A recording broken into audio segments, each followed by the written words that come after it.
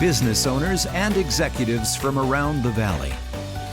This is Business Leaders with Lance Cardoza. Welcome to Business Leaders here at KMPH Fox 26. My name is Lance Cardoza, and we're right here in the studios with another exciting episode of Business Leaders. And why I say I'm excited about this one is we're talking about the Visitors Bureau. And I have Lisa Oliveira on the program. Lisa, you're the president and CEO of the Visitors Bureau. And it's the Fresno Clovis Convention and Visitors Bureau here in the Valley. Yes, a little bit of a mouthful. Yeah, and you celebrate the wins of our Valley. You get people to come here and do more business. Absolutely. Yeah, right here in our Valley. Yes. Thank you for being on the program. You're also, and I would be remiss to even bring it up, but we're going to talk about it a little later. You were in our 40 Under 40 event this year. Yes, so, that was a very exciting accomplishment. Yeah, so when you came walk in the studio, I'm like, oh, yes, I know. Yes, now yes. I recognize the face. Yes. Great. So Lisa, tell me about the Fresno and Clovis Convention and Visitors Bureau. Sort of give me in a nutshell everything about the organization. Yeah, so we are tasked with promoting the destination to visitors, businesses, making sure that everyone thinks of Fresno whenever they're looking for things to do. Maybe not on that vacation standpoint, but anytime that we can bring in extra economic dollars into the area is what we're really focused on. We are funded through the hotels and motels in Fresno and Clovis, so all of that assessment is paid through the visitors, and our focus is making the community better. Awesome stuff. I was talking to you before we started the program. I was down in LA. It was like in Beverly Hills area, and I was at a hotel. And I was sitting there getting ready to get on a call, and I hear a commercial in the background. It's talking about Fresno County and all this beautiful stuff. And I'm looking at it going, hey, that's home. Mm-hmm. And I almost got lost for a minute because I thought, I'm not home. It's like, I'm in Los Angeles, and we're talking about Fresno County. That's cool. Yes, yeah, we do a there. lot of marketing in Northern and Southern California, and that's a huge drive market. Beautiful, because a lot of people, when I travel, I was in New York, they were talking about just up the road from Fresno. We were there all the time as kids. We go to Shaver Lake, and I've gone back with my wife, and they'll talk about the restaurants they always visit when they come to town. Yes. So it's amazing when you talk to the rest of the country how excited they are about coming here to Fresno. Absolutely. And all the amenities. Yes, our national parks are a huge draw for this area, but we really want that focus of spend some time in this area, get to experience the food. We have that agricultural finest here, so you can taste it in the restaurants, you can feel it when you're here. So it's great for families. And so it's promoting like that farm to plate, yes. A lot of times experience, and sometimes we take that for granted because we have it here every day.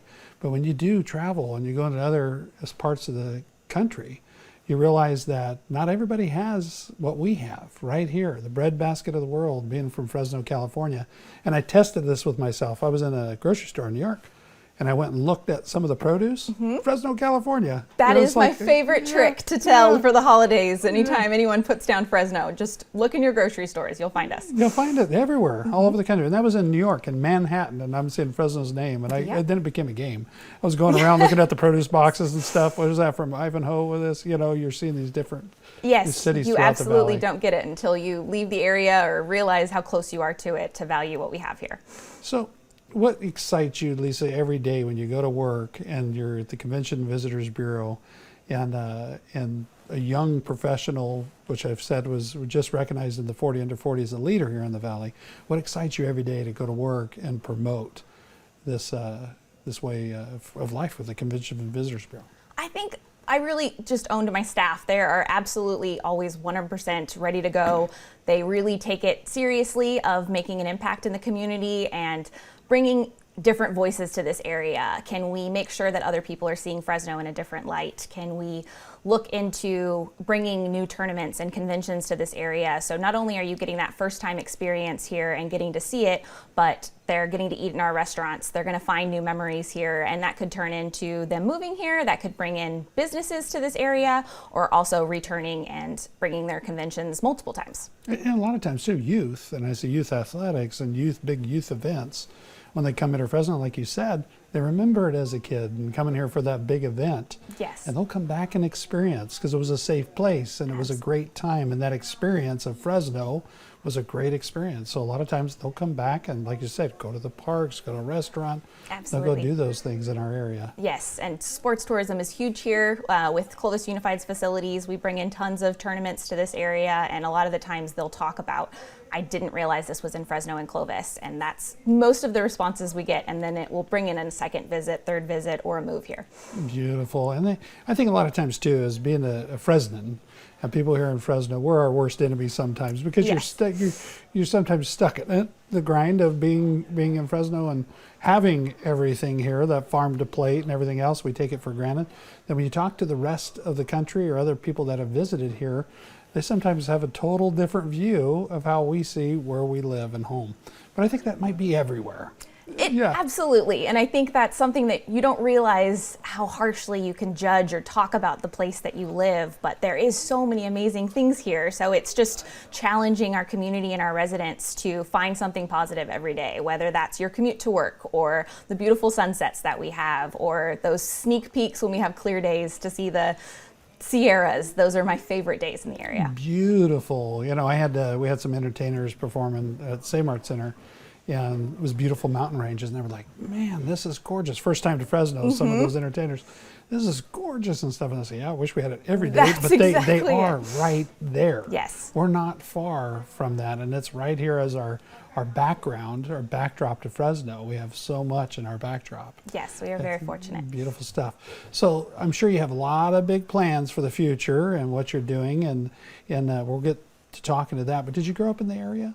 I am not too far from here. I'm a Central Valley born and raised. I was born in Modesto and raised in Turlock, so I'm very familiar with this area. I wanted that big city experience, so I decided to test the waters in Fresno and have been here 9 years now. 9 years now. And how long there as the president and CEO? I have only been CEO for 2 years. I started as an intern with the CVB and have just really put all my all into it, and that's been really great just to see me get to promote, and that was wonderful. And you have this enthusiasm and this excitement, and that's why I can see why you're in this position of marketing our valley and getting people to come to Fresno and Clovis and spend a vacation or bring a tournament or do whatever it is to really highlight what we do. Well, and like I said, being out of the area and seeing it on television was exciting, you know, to know that we're marketing outside the area and getting people to come here. I've always said it's an amazing place to live, great place to raise a family. Absolutely. And we got to shout those wins from the mountaintop All the time. So Lisa Oliveira, we're going to be right back. Don't go away. We got more to come right here with Business Leaders. We have also go to our website at businessleaders.tv for past episodes. And this episode you can catch right at the website businessleaders.tv, and get us on podcast at Business Leaders with Lance. We'll be right back with Business Leaders. 2, 1. Welcome back to Business Leaders. My name is Lance Cardoza, and again, we're here at KMPH Fox 26. And we've been sitting here talking to the president and CEO of the Fresno Clovis Convention and Visitors Bureau, Lisa Oliveira. Lisa, we were talking about growing up here in the Valley, and we know we have all these great things in the Valley, and a lot of times people of the Valley forget to celebrate our wins, and there's some amazing wins that we have here in our Valley. And how do we change that mindset of people to be able to celebrate that and tell people about all the exciting things that not everybody else knows about our valley? Yeah, I think we can definitely be our toughest critic, which is totally understandable. And I think having that outside perspective, even though I'm only an hour and a half from Fresno, coming to the area and seeing all the things to do, even the smallest things of having multiple targets, you don't even understand until you come from a smaller city. And what we have here is, I think, realizing, one, the negative notion of how we talk about ourselves, but can we see that and then maybe find something positive that we can decide that's wonderful, that our commute is not as bad as the other areas that are large cities. We're the fifth largest city in California, and we have so many amazing things here. So it's just finding those and holding on to those moments. It's almost like a diehard sports fan. Like if the team is losing, you're down on your team until somebody else talks about them. Absolutely. And then you're like, hey, don't talk about my Bulldogs. Then it's like, it gets very real. Yes. And it's like Fresno. If any celebrity ever says anything, there's immediately Absolutely. we come out in groves, Yes. But I think it's that mindset of just communicating that and talking about that. So growing up in Modesto and going to school, did you play sports? Were you in club? I grew up on a goat dairy, so I got to play sports, but I obviously had to do that first. I'm the oldest of 7. So that is a sport. It is. It's a lot. Yes, it instilled a lot of hard work, and I played softball and volleyball through most of my schooling, so that built a lot of camaraderie, teamwork, and that's really something that I've just kept with me from my childhood. It really does. With athletics and working with a team and stuff, that genetic makeup of a person that goes through that you get from those team members that are still probably friends for life. Absolutely. And same with business. You get in there and you work together side by side to make that touchdown, that home run, that point. You're all working together to hit that goal. Absolutely. And that's really how our team is at the Visitors Bureau, is making sure that we can each lean on each other. Everyone has their own duty, but if we need to roll up our sleeves and get dirty, then we'll do that. What is the biggest challenge right now that you're faced with? And I know perception, but what is a big challenge that the Visitors Bureau is working on? Especially with the lack of venues. During the pandemic, we really had an eye-opening experience of, if with everything shut down, we leaned on a lot of sports, and we weren't able to book those sporting groups. With the convention center, that's our largest venue in the area, so with that was closed, it hurt a lot of our businesses to not be able to bring in those large bodies downtown. So it's making sure that we are updating our venues, that we are staying competitive with our neighboring cities, and how can we continue to build on our facilities and improve them and find opportunities. Absolutely. And I think like I said, I had some entertainers at St. Martin Center, and when people are traveling around the world working in entertainment, and I work in that business as well, people talk about the Selland Arena around the world because it's one of the best acoustics for a performer. Yes. It's a great location where we have multiple halls and areas of the Soroyan Theater. Yes. We have an amazing epicenter of entertainment. If you really think about it, these are the diehard Fresnans. When they went to Fresno State basketball downtown, it really helped the businesses to thrive throughout the downtown area too. Absolutely. So figuring out that solution and really embracing what's happening downtown, that's your heart of the city. Yes. And really, when you do that, that translates to everybody throughout that community. Yeah, it's contagious. It spreads. So you look at some cities like Denver and Pasadena and others that took that note and said, we're going to build that and really be the core of what's happening in this epicenter of Fresno.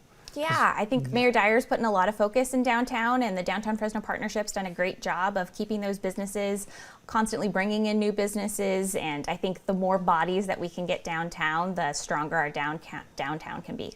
Also, and Clovis, you can't say enough about Clovis's downtown. Old Town Clovis is the best. Old Town Clovis is amazing, and people go down there, and if I ever have downtime, which is rare, I like to just go through the antique stores and go do that. That's my thing. Absolutely. Take family, go have breakfast down there. I love it. Yes. So we have jewels that we need to mine here in our valley and be able to just shine them up and bring them back to life and what we've done in the past, and then upgrade them a little bit and do what we need to do. But it takes a village, and it takes a lot of effort to get that done. At the Fresno Clovis Convention and Visitors Bureau, Lisa, what is the process of going out and encouraging those big organizations to bring their conference here and do business here? It's a lot of trade shows. It's a lot of making sure that we're in front of the right people. Oftentimes it's a lot of a local, whether a local's a part of an organization and they want to bring their conference or their tournament here, they'll reach out to us. We're a free service, so we work with a lot of meeting planners so that we can get multiple hotel rooms set up for their visitors. That makes it a lot easier if the attendees have one link that they have to click and they can they know exactly what the rates are. We do all the groundwork for them, so whether that includes a sponsorship or VIP bags, making sure that this process is as seamless as possible, so once they get here they can just enjoy whatever they're coming into town for, and we sit back and see how busy our hotels are, which is what we want. And collect that data of driving the growth of what the organization is doing. Yeah, we do a lot of research and data tracking with cell phones of where these visitors are coming from,